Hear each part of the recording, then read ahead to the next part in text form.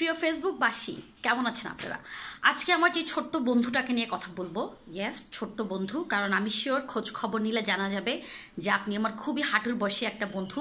আমার ছোট্ট বন্ধুটা, আমার বাবু বন্ধুটা, ওনার সঙ্গে আমার খুবই রিসেন্টকার বন্ধুত্ব। অত ভালোভাবে আসলে ওনার সাথে আমার পরিচয় হয় নাই, বা কথাবার্তা বা গল্প হয় নাই, এবং খুব একটা ভালো ওনাকে চিনিও না। তো যেহেতু আমি প্রতিদিন কবিতা পড়ার আগে আমার বন্ধুদেরকে চিনি না চিনি সবাইকে নিয়ে কিছু না কিছু একটা বলি। পরিচিতদের জন্য সুবিধা হচ্ছে ওদেরকে নিয়ে ফটফট করে অনেক কথা বলা যায়, কিন্তু উনার মতো বাবুর, আমার মানে ছোট্ট বন্ধু বাবু বন্ধুর মতো যারা, তাদের জন্য একটু আমার কষ্ট হয়ে যায় যে একটু মানে কী বলা যায় ওনাদেরকে নিয়ে। তো গত আধা ঘন্টা 20 মিনিট ধরে আপনার ওয়াল পুরা ঘাটাঘাটি করে আপনার সম্পর্কে কিছু তথ্য জেনেছি, যেগুলো নিয়ে এখন আমি একটু কিঞ্চিত ফাইজলামি করবো। সেটা হচ্ছে আজকে আমার যে ছোট্ট বন্ধুটা, আমার যে বাবু বন্ধুটার প্রিয় কবিতা পড়ব। উনি চাঁদ রাত আসলে মেহেদি নামের ছেলেদেরগুলোকে খুবই হিংসা করে। মানে যেসব ছেলেদের নাম মেহেদি তাদেরকে উনি অনেক হিংসা করে। কিন্তু মাই ডিয়ার বাবু বন্ধু, মেহেদি মেয়েরা হাতে লাগাতে পারে, কিন্তু বাবু বলে তো তোমার বুকেই এসে পড়বে। ইয়েস, এটা মাথায় রেখো। আর হচ্ছে ওনার একটা কথা আমার কাছে খুবই ভাল লাগছে, সেটা হচ্ছে ওনার ছোটবেলা এখন উল্টে গেছে। আগে শুনতেন কোনটা পছন্দ হয় দেখো, আর এখন বলেন যা পছন্দ হয় দেখো। এটার সাথে আমরা অনেকে হয়তো মানে সহমত প্রকাশ করতে পারবো, কারণ আমরা যারা ছোট ছিলাম বাবা মা খুব যত্ন করে আমাদেরকে বড় করছে। এখন আমরা বড় হয়ে যাওয়ার পর আমাদের বাবা মাগুলো ছোট হয়ে গেছে। যদি আমি খুব একটা কুসন্তান, আমি একদমই কোনো হেল্পই করি না আমার মাকে, আম্মুর জন্য কোনো কিছুই আমি করি না, আমার কোনো অবদান নাই। এখনও আম্মু আমার জামা কাপড় গুছায় দেয়, আমাকে খাওয়ায় দেয়, আমাকে পরায় দেয়। মানে আমার জীবনে যা কিছু আছে সব কিছু এখনও আম্মু একদম কি বলে নিরবিচ্ছিন্নভাবে এবং প্রচুর সময় দিয়ে, তার জীবনে পুরোটা সময় আসলে আমাদেরকে দিয়ে দিছে। এই জন্যে মানে আম্মুকে কিছু আর বলার নাই। যাই হোক, তো আজকে এই ছোট্ট বন্ধুটার, উনি অনেক মজার একটা মানুষ। এটা তো প্রথম কথাটাই শুনেই বুঝছো যে চাঁদ রাত আসলে উনি মেহেদি নামের ছেলেগুলোকে খুবই হিংসা করে। ওনার ছোটোবেলাটা এখন বদলে গেছে, কারণ আগে শুনতো কোনটা পছন্দ হয় দেখো, এখন উনি ওনার বাবা মাকে বলে যে যা পছন্দ হয় দেখো, কোনটা পছন্দ, যা পছন্দ হয়। আর ওনাকে নিয়ে আরেকটা খুবই ইন্টারেস্টিং কাহিনী, সেটা পরে আমার একটু কিঞ্চিত সন্দেহ আসছে মনে আপনাকে নিয়ে, আমার ছোট্ট বন্ধুটা বাবু বন্ধুটা।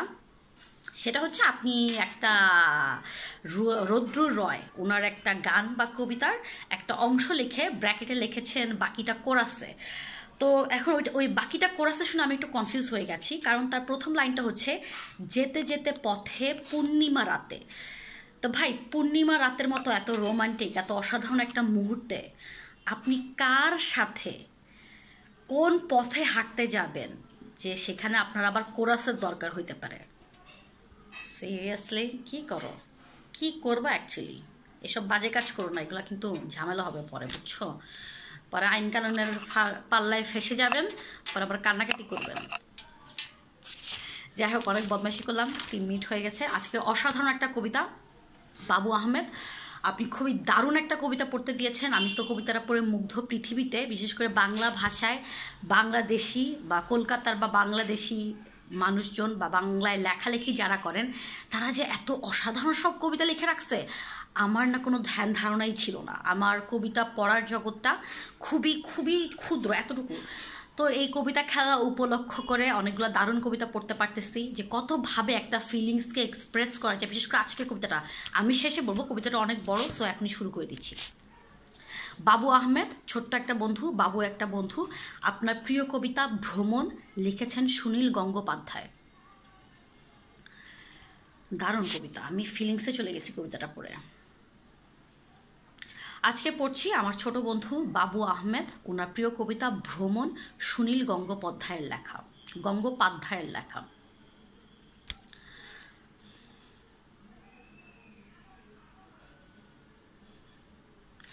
চুপ করে দাঁড়িয়েছিলাম একা, অহংকার অত্যন্ত গম্ভীর, নাকের কলক্ষ শিরা কাঁপে, যেন ঠোঁট উল্টায় চিবুক পর্যন্ত। শরীর বিমর্ষ নয়, হাঁসের পালক সম ভারী অনুরাগী গোধূলির, জলপ্রপাতের কুচো আমিষের হলুদ স্বর্গের। চুপ করে দাঁড়িয়েছিলাম আমি, যেমন দাঁড়ানো যায় একা, যেমন দাঁড়ানো যায় জলে। পর্বত শিখরে যেমন হঠাৎ মুখ পাখিদের সঙ্গে উড়ে যায়, মুখহীন চেয়ে থাকা যেমন শৈশব থেকে ভাসে। সিন্দুকের ঝনৎকার সীমানা ছাড়িয়ে যায় লক্ষ বিকালের ওড়াউড়ি, যেমন দাঁড়ানো যায় একা হিম স্ত্রীলোকের বুকের ভিতরে। কে যেন স্বর্গ থেকে চ্যুত হয় অহরহ, চ্যুত হয় স্বর্গেরও পরিধি শটান ভূপৃষ্ঠে নয়, আরও নিচে পাতাল বা খ্রিস্টান নরকে। নরকে প্রবাসী আছি বহুকাল। চিঠি লেখো, কেয়ার অফ অনুতাপ শাখা। সোনালি সাপের চোখ ডাক পিয়নের মতো উৎকণ্ঠা উড়ায়। সায়ান্নের ম্লান যত্ন ভেঙে যায় চিৎকারের গলা। আবার হঠাৎ যেন ফিরে আসে প্রহরী ও সবুজ নিশান। একা বৃষ্টিপাত, আবার হঠাৎ যেন ফিরে আসে বহুমুখ, অন্ধকারে ফুলের উত্থান। পতনের পদশব্দ হয়, সুনীল সুনীল বলে ডাক দেয় পার্কের রেলিংয়ে। মৃত্যু ও মায়ের কণ্ঠ পরস্পর বিপরীত দিকে ছুটে যায়। আবার হঠাৎ ঘুম ভাঙে, ঘুমের ভিতর থেকে ডুবন্ত দ্বীপের রং কিংবা নিবেদন নিয়ে আসে। প্রেত কণ্ঠে সুনীল সুনীল হিজল বনের পাশে খোলা প্রান্তরের দিকে ভাসে। জাগরণ কোনোদিনও ক্ষমাশীল নয়, যে জাগরণ বহু জাগরণ, যেমন নারীর ঘুম শরীরের কলরবে খেলা, যেমন রাত্রির মধ্যে ভিজে পায়ে বাড়ি ফেরা।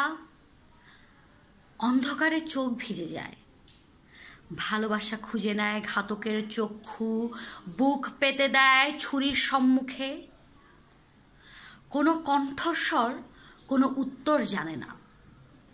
স্বর্গ নরকের চেয়ে কতখানি দূরে থাকে কবিতার খাতা।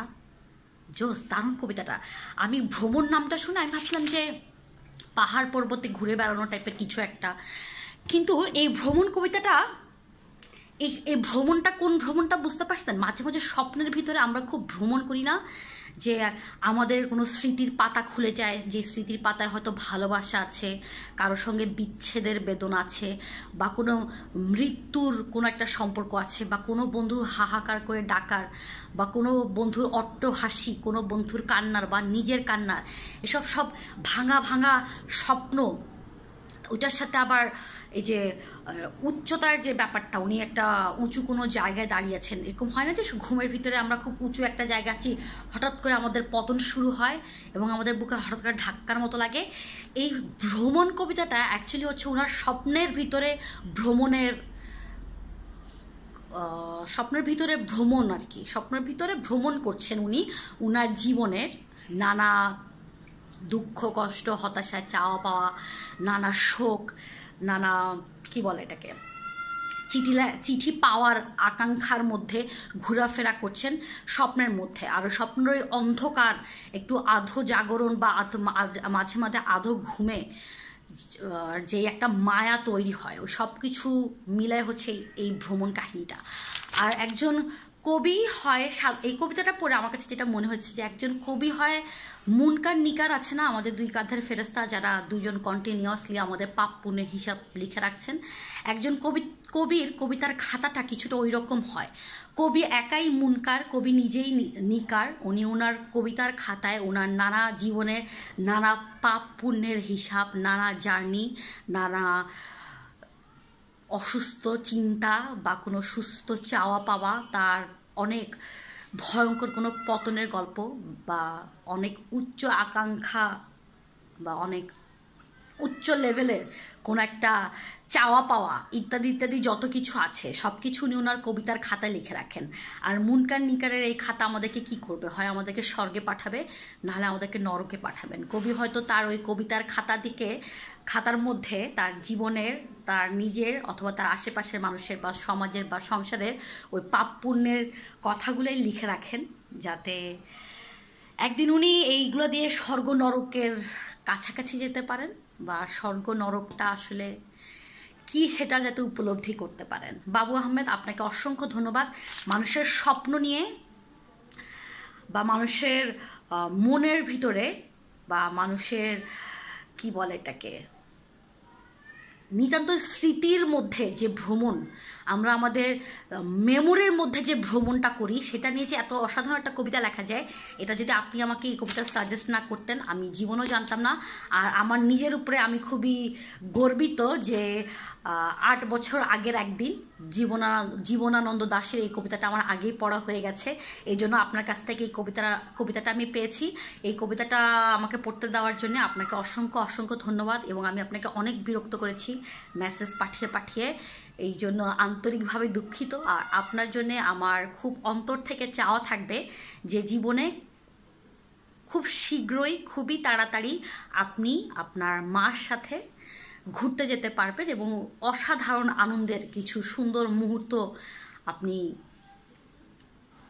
কি বলে এটাকে, মার সাথে তো সব মুহূর্তে অসাধারণ, কিন্তু বিশেষ করে মার সাথে ঘুরতে যাওয়ার, মাকে নিয়ে কোনো কিছু একটা দেখার, কোনো কিছু একটা উপলব্ধি করার, কোনো কিছু একটা অনুভব করার, মার সাথে ওই যে একটা ওই ইন্টিমেট একটা সময় কাটানো, কোনো কিছু দেখতে দেখতে বা ঘুরতে ঘুরতে, ওটা এমনিতে একটা দারুণ একটা জিনিস। সো আমি চাই ওই সময়টা আপনি আশা করতেছিলেন যে কবে আবার মার সাথে আম্মুর সাথে ঘুরতে যাবেন, আমি অন্তঃস্থল থেকে চাচ্ছি যে সেই সময়টা খুব তাড়াতাড়ি আসুক, খুবই শীঘ্রই আসুক।